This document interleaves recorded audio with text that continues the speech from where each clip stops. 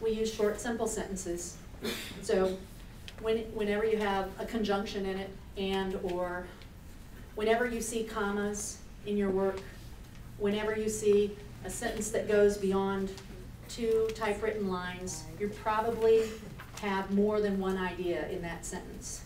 And if you can think about chunking your sentences down so that they're subject, verb, object, one idea per sentence, you will likely have a story that's written for the ear, okay? The other thing about writing for the ear is that it uses conversational writing. So a lot of times when we're writing stories for print or for people to read, and we're writing for an educated audience, we might use what I call dollar words or 50-cent words when nickel words would do. And so, and more and more good writers are doing this anyway, because the days of the, I don't know how many column inches would be a long story, but the days of the really long stories, people have had to do that a lot in newspapers, and a lot of people who are writing for online know this too, that they're compressing their stories more and more. And so how do you compress the story without taking out the heart of it or the guts of it? One way to compress the story is to use conversational writing. And so instead of purchased something, did you purchase something or did you buy it? Did you go to a facility or did you go to a convention center? I know convention center was longer, but it's a more conversational word probably than facility. So what are the words that we use in everyday life? And usually when I'm trying to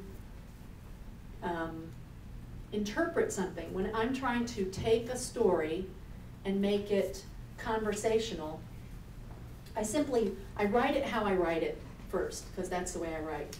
And then I take that writing and I take every sentence and parse every sentence and say, would I say that?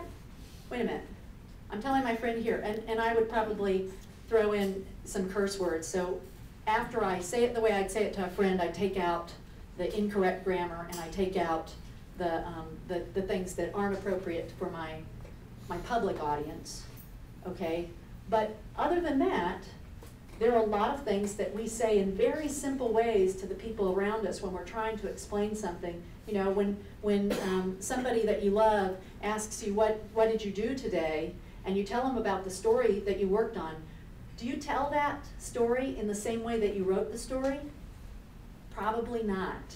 And that's probably, we should do a lot more of that when we're interpreting things either for our writing online or if we're to a place that we want to present online, okay?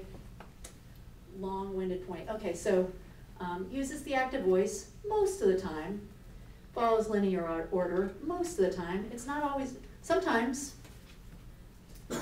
what's more conversational, these things come into conflict with one another.